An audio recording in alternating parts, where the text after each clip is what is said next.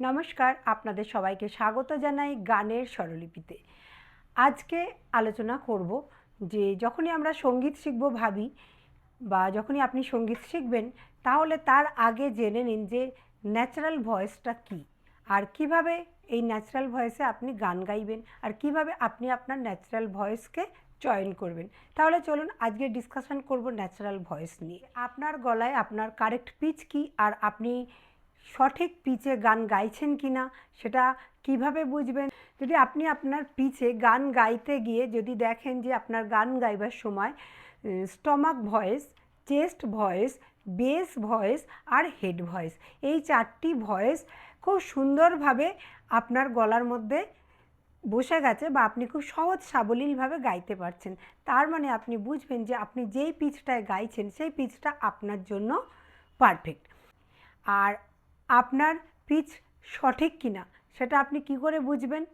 সবার আগে আমাদের জানতে হবে যে আমাদের পিচ কী, গলার সঠিক পিচ কী।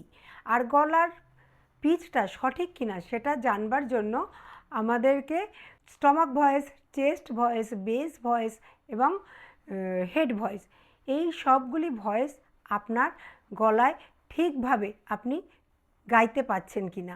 তার মানে your pitch is correct if you are using all of this. সেগুলো কি? Stomach voice, chest voice, bass voice এবং হেড ভয়েস। এই ভয়েসগুলোকে যদি আপনি সঠিকভাবে আপনার রেগুলার রেওয়াজের মধ্যে দিয়ে একদম উইথাউট স্ট্রেন সব ভয়েসগুলোকে লাগিয়ে গাইতে পারছেন, তার মানে আপনি জানবেন যে সেই পিচটা আপনার জন্য পারফেক্ট, বা আপনি তখনই কনফার্ম হবেন যে সেই পিচটা আপনার একদম সঠিক পিচ। তাহলে চলুন আজকে কিছু বেসিক জিনিস আলোচনা করব, আর তার সাথে সাথে আমরা জানবো যে কিভাবে আমাদেরকে পিচ চয়ন করতে হয়, কিভাবে আমরা আমাদের পিচকে চয়ন করব। তাহলে আজ আমরা জানবো যে কিভাবে আমরা আমাদের পিচকে চয়ন করব এবং তারপরে সেই পিচটা যে আমার গলার জন্য সঠিক কিনা সেটা আমরা কনফার্মও করব। স্কেল কিভাবে আপনাকে সাহায্য করে, তার মানে যখন আপনি গান গাইছেন, তখন আমরা কোনো একটা গান গাই, আর গান গাইবার সময় আমাদের গলার সুরটা through out the song stable থাকে। তার মানে তাহলে একটা স্কেল আমাদেরকে সাপোর্ট করে কোনো একটা গানকে খুব সুষ্ঠুভাবে পরিবেশন করতে।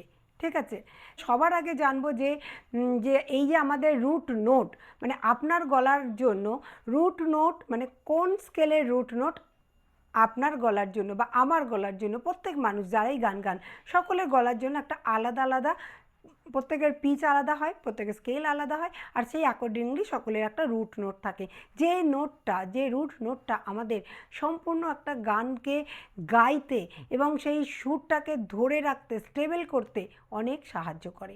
তাহলে এই স্কেলটা আমাদেরকে কিভাবে সাহায্য করে, যে কোনো যখন আপনি গান গাইবেন, তাহলে এই স্কেল যদি আপনার পারফেক্ট থাকে, তাহলে আপনি দেখবেন ওই গানটা প্রেজেন্ট করতে গিয়ে আপনাকে কিন্তু অনেক বেশি আপনার গলাতে স্ট্রেন আসছে না, সুন্দরভাবে আপনি স্টেবল হয়ে গানটা গাইতে পারবেন। কোথাও স্বর উঁচু নিচু, আপ ডাউন এগুলো আপনি অনুভব করবেন না। যদি আপনি আপনার সঠিক স্কেলে গান গান, তাহলে আপনি দেখবেন যে আপনি এই চারটে ভয়েস ক্রাইটেরিয়া যেগুলো বললাম, এগুলোকে আপনি খুব কমফোর্টেবলি গান গাইবার সময় ইউজ করছেন এবং সেখানে কিন্তু আপনার কোনো অসুবিধা হচ্ছে না। এমন অনেক সময় দেখা যায় যে অনেকের গলায় স্কেল দেখা গেল হায়ার নোটে উনি ভালোভাবে ইউজ করতে পারছেন, কিন্তু লোয়ার নোট ইউজ করতে পারছেন না, আবার লোয়ার নোট গাইতে পারছেন কিন্তু হায়ার নোট গাইতে পারছেন না। তার মানে বুঝবেন যে যে সেই স্কেলটা আপনার জন্য পারফেক্ট স্কেল নয়। তার মানে আপনাকে সঠিক স্কেল চয়ন করতে হবে। আর সঠিক স্কেলের জন্য আজকে আমি দুটো এক্সারসাইজ আপনাদের সাথে শেয়ার করব। আপনারা সেই এক্সারসাইজগুলোর মাধ্যমে নিজের স্কেলকে চয়নও করতে পারবেন, আর সেই চয়ন করা স্কেলটিকে কনফার্মও করতে পারবেন যে আপনার গলার জন্য ওই স্কেলটি পারফেক্ট কিনা। তাহলে আমরা বুঝলাম যে স্কেল আমাদেরকে কিভাবে সাহায্য করে। একটা স্কেল যদি পারফেক্ট স্কেল হয় আপনার গলায়, আপনি যদি সঠিক স্কেল চয়ন করে থাকেন, তাহলে কিন্তু আপনি খুব স্বতঃস্ফূর্তভাবে যে কোনো গানকে প্রেজেন্ট করতে পারবেন, বা যাই আপনি গান না কেন, লাইট মিউজিক হোক বা ক্লাসিক্যাল মিউজিক হোক। এবারে চলে আসবো পরের পয়েন্টে। মনে করছেন যে এই যে স্কেলে আপনি গান গাইছেন সেখানে আপনি এই 4টে ভয়েসের মাধ্যমে খুব কমফোর্টেবলি গান গাইতে পারছেন না, তাহলে জানবেন যে দুটো কারণ হতে পারে। ফার্স্ট কারণ যে ওই স্কেলটা আপনার গলার জন্য সঠিক স্কেল নয়, আর দ্বিতীয় কারণ যে আপনার রেওয়াজ, প্রপার রেওয়াজ আপনার তৈরি হয়নি, রেওয়াজে কোথাও না কোথাও কমি আছে, প্রপার রেওয়াজ আপনি করছেন না বা আপনাকে রেওয়াজ আরও বাড়াতে হবে।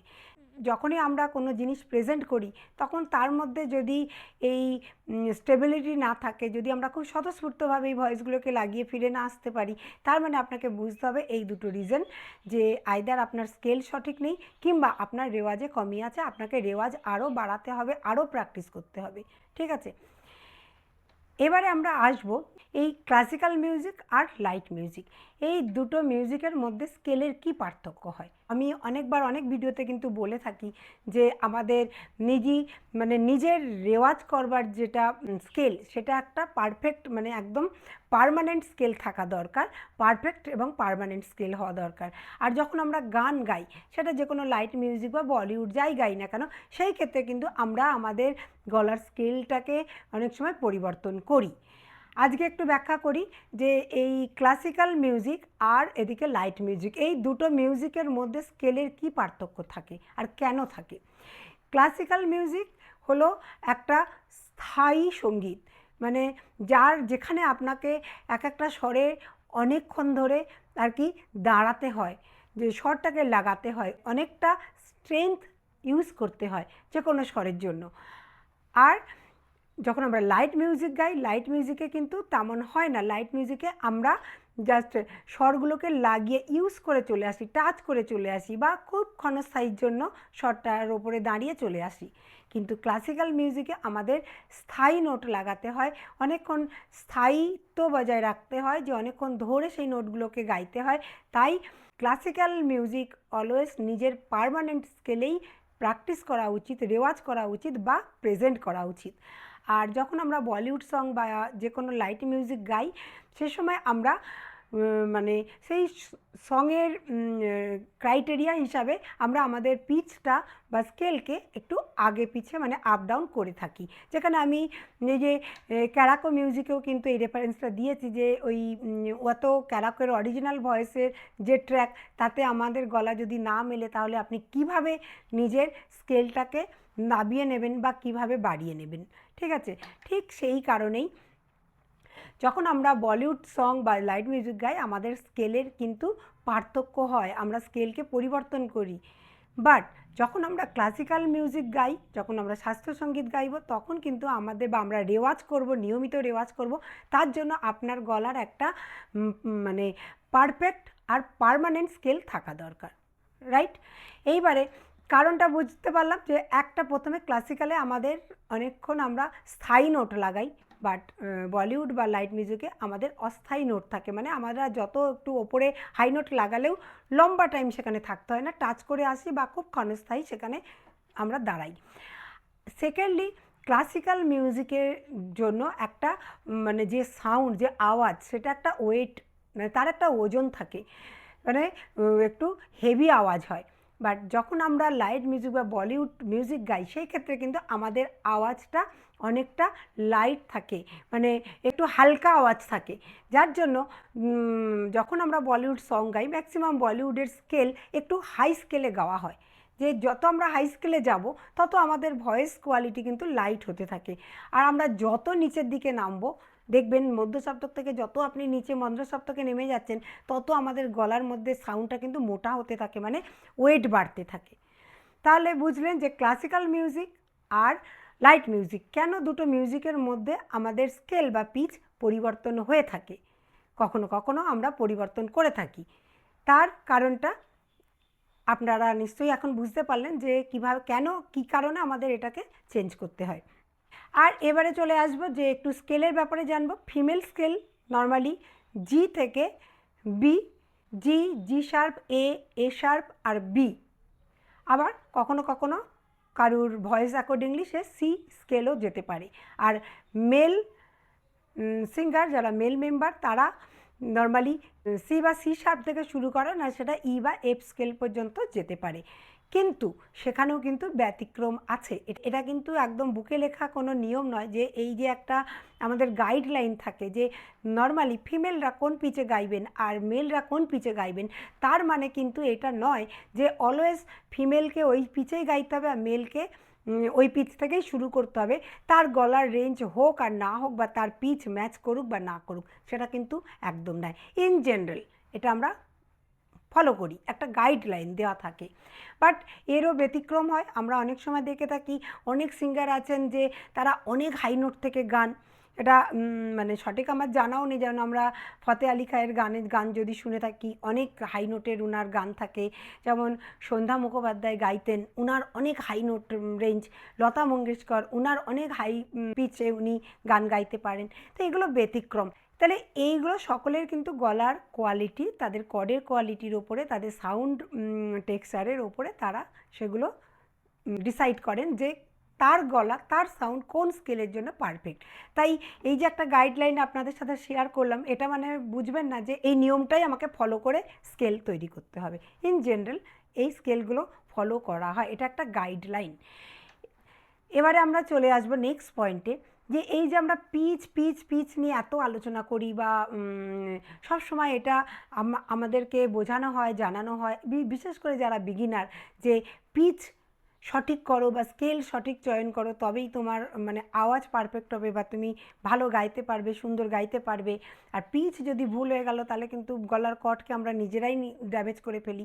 এই যে এত ব্যাখ্যা দেওয়া হয়, এত কথা বলা হয়, আজকে জানবো যে পিচ কি, আর পিচকে কি সত্যি কপি করা যায় বা কপি করা উচিত, আজকে সেই পয়েন্টটাতেও একটু টাচ করব। পিচ মানে আমাদের ভয়েস কোয়ালিটি। সকলের গলার কর্ড আলাদা হয়, তাই প্রত্যেক ব্যক্তির, সমস্ত মানুষের পিচ আলাদা থাকে। তারা এক ফ্যামিলির হলেও, তারা ভাই বোন হোক, আবার টুইন্স হোক, তার মানে কিন্তু এমন নয় যে টুইন্স মানে তাদের দুজনেরই গলা একই রকম হবে। কারণ প্রত্যেকের গলার মাসেলের ওপরে কিন্তু ডেভেলপ করে যে তার সাউন্ড কীভাবে আসবে বা তার সাউন্ড কেমন হবে। আরেকটা হয় যে সকলের ব্রিথিং স্ট্যামিনা, যেটা আমরা বলি, এই ব্রিথিং কারণেও কিন্তু অনেক সময় সকলের এই যে স্কেল আলাদা হয়ে যায় বা বলবার স্টাইল আলাদা হয়ে যায়। কারণ আমরা যখন কথা বলি, ব্রিথ কিন্তু একটা, ব্রিথিং সিস্টেম কিন্তু একটা অনেক বড় আমাদের এর মাধ্যম থাকে। অনেকেরই যে যাদের খুব লম্বা ব্রিথিং থাকে, তারা দেখবেন খুব সাবলীলভাবে কথা বলেন, তাদের কথার মধ্যে বেশ একটা সামঞ্জস্যতা থাকে, লম্বা টাইম খুব ক্ল্যারিটির সাথে কথা বলেন বা বোঝান। আবার অনেকের দেখবেন যাদের ব্রিথিং অতটা নেই, তারা খুব ফাস্ট ফাস্ট ফাস্ট ফাস্ট কথা বলে চট করে মানে ওয়ান ব্রেথের মধ্যে তারা ব্যাপারটাকে কমপ্লিট করবার চেষ্টা করে। তাহলে অনেক সময় কিন্তু আমাদের পিচ, আমাদের গলার কর্ড, মানে আমাদের মাসেল কিভাবে ডেভেলপ হচ্ছে, কেমন সাউন্ড আসছে, এবং আমাদের ওয়ান টাইপ অফ প্র্যাকটিস, আমাদের ব্রিথিং প্র্যাকটিস কেমন, তাহলে এই ব্রিথিংটাকে আমরা বিভিন্ন ধরনের এক্সারসাইজের মাধ্যমে বা রেওয়াজের মাধ্যমে আমরা এইটাকে চেঞ্জ করতে পারি। কিন্তু গলার কর্ড যেভাবে কীভাবে মাসেল ডেভেলপ হচ্ছে, সেটাকে তো আমরা আমাদের ইচ্ছা মতো চেঞ্জ করতে পারি না। আর কয়েকটা জিনিস হয়, যেমন দেখুন, যখন আমরা এই যে অনেক সময় ইন্ডিভিজুয়াল যারা ক্লাস করেন, যারা ইন্ডিভিজুয়াল ক্লাস শেখেন, তাদের ক্ষেত্রে কি হয় যে তাদের জন্য সঠিক যে পিচ, সেই পিচেই কিন্তু তিনারা গান, আর সেই পিচেই তাকে গাইড করা হয়, আর সেই পিচেতেই তাকে রেওয়াজ করানো হয়, বা সমস্ত মেটেরিয়ালস তাকে তার অ্যাকর্ডিংলি পিচেই কিন্তু প্র্যাকটিস করানো হয়। বাট যে এটাও একটা অনেক সময় আমাদের মিস্টেক কী হয়ে যায়, যে অনেক সময় আমরা যখন ইউটিউব থেকে কোনো কিছু শুনি, দেখা গেল যার ভিডিও আপনি দেখছেন সে হয়তো সি শার্পে গাইছে বা এ শার্পে গাইছে, আপনার রেঞ্জ, আপনার পিচ হয়তো সেটা নয়, কিন্তু আপনি সেম পিচকে কপি করে গাইবার চেষ্টা করছেন, সেক্ষেত্রে আমাদের গলার কটকে আমরা ড্যামেজ করে ফেলি। আবার এমনটিও হয় যে যখন আমরা একটা গ্রুপ ক্লাস জয়েন করি, কোনো টিচার বা গুরুর কাছে যখন আপনি শিখতে যাচ্ছেন, সেখানে কিন্তু আপনার গুরু, মনে করুন 10টা বাচ্চা একটা গ্রুপে শিখছেন, তাহলে 10 জনকে আলাদাভাবে তাদের আলাদা আলাদা কর্ডে বা আলাদা আলাদা পিচে উনি আর শেখান না, আর সেটা সম্ভব হয় না। যার জন্য উনি কী করবেন, একটা কমন রেঞ্জকে উনি নিয়ে নেন, সেখানে সেই রেঞ্জে একটা কিছু আপনাদের রেওয়াজ করানো বা প্র্যাকটিস করানো, যা কন্টেন্ট আপনাদেরকে দেওয়া হলো সেই ক্লাসে সেইটার ওপরে প্র্যাকটিস করানো হলো। সেই ক্ষেত্রে কিন্তু আমাদের সকলের জন্য পারফেক্ট রেওয়াজটা হলো না, পারফেক্ট প্র্যাকটিস হলো না, কারণ গ্রুপে সকলের পিচ আলাদা, কিন্তু যে কোনো একটা কমন পিচেই কিন্তু প্র্যাকটিসটা করিয়ে দেওয়া হলো। তাই গ্রুপ ক্লাসেরও কিছু না কিছু নেগেটিভ সাইড থাকে, মানে এটা একটা মিস্টেক হয়, বাট আপনাকে সেটা কারেক্ট করবার জন্য, কারণ সেখানে গুরু বা টিচারকে সম্ভব হয় না সবসময় যে ওই 10 জনকে আলাদা আলাদা রেঞ্জে এক এক করে প্র্যাকটিস করানো, তাহলে সেটা তো ইন্ডিভিজুয়াল ক্লাসের মতোই হয়ে গেল। সুতরাং গ্রুপের হিসাবেই তাকে প্র্যাকটিস করাবার জন্য তাকে একটা জেনারেল 10 জনের ভয়েসের একটা অ্যাভারেজ স্কেলকে চয়ন করে তার উপরে প্র্যাকটিস করাতে হয়। বাট আপনি যেটাই গ্রুপ ক্লাসে শিখে আসুন না কেন, যখন আপনি বাড়ি রেওয়াজ করছেন তখন কিন্তু আপনি অবশ্যই নিজের স্কেলে পারফেক্ট টিউন লাগিয়ে প্র্যাকটিস করবার চেষ্টা করুন। অনেক সময় কি হয়, আমরা তানপুরাতে এসে প্র্যাকটিস করি, আর যেটা ক্লাস থেকে শুনে আসলাম আমাদের ইয়ার ট্রেনিংয়ে মাথার মধ্যে ওই টিউনটা বসে যায়, আর আমরা তানপুরায় একটা স্কেল বাজাচ্ছি আর আমরা গাইছি সেই স্কেলটা যেটা আমরা আমাদের গুরুর থেকে বা টিচারের থেকে শিখে এসেছি। তাই বাড়ি ফিরে এসে প্রথমে আপনি হারমোনিয়ামের স্কেলটাকে সেট করে নিন, তারপরে আপনি তানপুরায় প্র্যাকটিস করলে সেটা আপনার জন্য অনেক বেটার রেজাল্ট দেবে। ঠিক আছে, এগুলো আমাদের একটা কমন মিস্টেক আমরা করে ফেলি অ্যাজ এ বিগিনার, যে কোনগুলো আমাদের কারেকশান করা উচিত, তাই চেষ্টা করলাম এগুলোকে টাচ করবার। এবারে চলে আসব এক্সারসাইজে, যে আমরা কিভাবে বুঝবো যে আমাদের গলার কোনটা আমাদের জন্য পারফেক্ট। ঠিক আছে, প্রথমে এ শার্প নেব, রে গা মা পা ধা নি সা সা নি ধা পা মা গা রে সা। এটা আমি এ শার্পে গাইলাম। এবারে আমি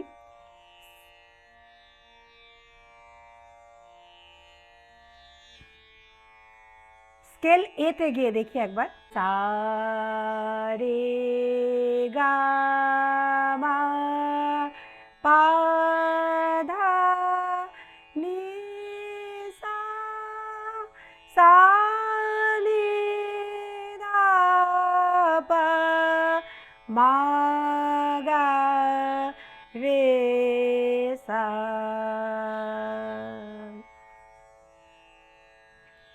এখানে আমি স্কেল এ আর স্কেল এ শার্প গাইলাম। এ শার্পেও আমি গাইতে পারছি, কিন্তু স্কেল এতে যখন গাইছি আমার মনে হলো আমি আরও বেটার, আরও ভালোভাবে আর কি গাইতে পারবো। তাহলে এবারে আমি দেখব যে এ বা এ শার্প এই দুটোর মধ্যে কোনটা আমার গলার জন্য কনফার্ম, তাহলে সেইটা দেখবার জন্য চলে আসবো এক্সারসাইজ নাম্বার 2। ঠিক আছে, আপনারা যখন প্রথমে পিচ দেখবেন তাহলে এরকম 2-3টে স্কেলে লাগিয়ে দেখবেন যে কোথায় স্ট্রেন আসছে আর কোথায় স্ট্রেন আসছে না। যখন আমরা পা ধা নি সা, পা থেকে কিন্তু আমাদের গলার মধ্যে আওয়াজটা বাড়তে শুরু করে আর সা পর্যন্ত আমরা হেড ভয়েসে পৌঁছে যাই। তাহলে যখন এই সারেগামা পাধানিসা গাইলাম, শুরু থেকে কিন্তু স্টমাক ভয়েস তো অবশ্যই, কারণ আমরা স্টমাক থেকে এই ভয়েসটাকে বলা হয় যে আওয়াজটাকে হোল্ড করতে, ব্রিথিংটা যখন আমরা নিই স্টমাক থেকেই, আমরা এখানে আমি স্টমাক, চেস্ট, আমার বেস ভয়েস আর হেড ভয়েস মানে তার সপ্তকে সাথে যখন পৌঁছে গেলাম, মোটামুটি পা ধা নি সা মানে হেড ভয়েসকে টাচ করে গেলাম। 4টে ভয়েসকেই লাগিয়েছি 2টো স্কেলেই। আমার এ শার্পে আমি পৌঁছেছি, গলায় খুব স্ট্রেন নেই, কিন্তু যখন আমি এ স্কেলে গাইলাম আমার মনে হলো আমি আরেকটু বেটার। তাও এবারে দেখব যে সেকেন্ড এক্সারসাইজের মাধ্যমে আমি কনফার্ম করব। তাহলে প্রথমে আমি এ শার্প স্কেল নেব, একটা অলঙ্কার, সা গা রে সা রে মা গা রে গা পা মা গা মা ধা পা মা পা নি ধা পা ধা সা নি ধা নি রে সা নি সা গা রে সা। এখানে দেখলাম গাতে আমার গলা একটু স্ট্রেন আসছে, তাহলে আমি এবারে এ স্কেলে দেখব। স্কেল এটাতে দেখে নিই, সা সা गा रे सा रे मा गा रे गा पा मा धा पा मा पा नी धा पा धा सा नी धा नी रे सा गा रे सा गा सा रे नी सा धा नी सा नी पा धा नी धा मा पा धा पा गा मा रे गा सा रे नी सा धा नी सा। তাহলে আমি মন্দ্র সপ্তকে ধা বা তার সপ্তকে গা যখন এ স্কেলে লাগালাম আমি কিন্তু অনেকটা কমফোর্টেবলি লাগালাম। তাহলে যদি এ স্কেলে যে আমি গাইতে পারবো না তা না, আমাকে একটু এফর্ট বেশি লাগাতে হবে। আর যদি আমি খুব কমফোর্টেবলি গাইতে চাই তাহলে আমার জন্য স্কেল এটা পারফেক্ট, মোর পারফেক্ট স্কেল এ। তাহলে স্কেল এ আমি কনফার্ম করব যে যখনই আমি রেওয়াজ করব বা গাইবো তাহলে আমি আমার গলার জন্য আমি স্কেল একেই চয়ন করব। তাহলে এইভাবে আপনারা আপনাদের স্কেলকে চয়ন করুন আর তারপরে সেই স্কেলটা আপনার জন্য সঠিক কিনা সেটাকে কনফার্ম করবার জন্য আপনাদেরকে মানে মিডিল অক্টিভের সাথে বাকি দুটো অক্টিভেরও কিছু স্বরকে নিয়ে এই অলঙ্কারটির মাধ্যমে আপনারা টেস্ট করে নিতে পারেন যে মন্দ্র থেকে তার বা তার থেকে যখন আমরা নিচে মন্দ্রতে আসছি একদম ঠিকভাবে আসতে পারছি কিনা। তাহলে আপনারা বুঝতে পারলেন যে ন্যাচারাল ভয়েস কি আর ন্যাচারাল ভয়েসকে আমরা কিভাবে আমাদের গানের জন্য পারফেক্ট করব, পারফেক্ট চুজ করব। আর যখনই আপনি গান গাইবেন আপনি আপনার এই ন্যাচারাল ভয়েসেই গানকে প্রেজেন্ট করুন। তার সৌন্দর্য, তার বিউটি একটা অন্যরকম স্তরে আপনাকে পৌঁছে দেবে।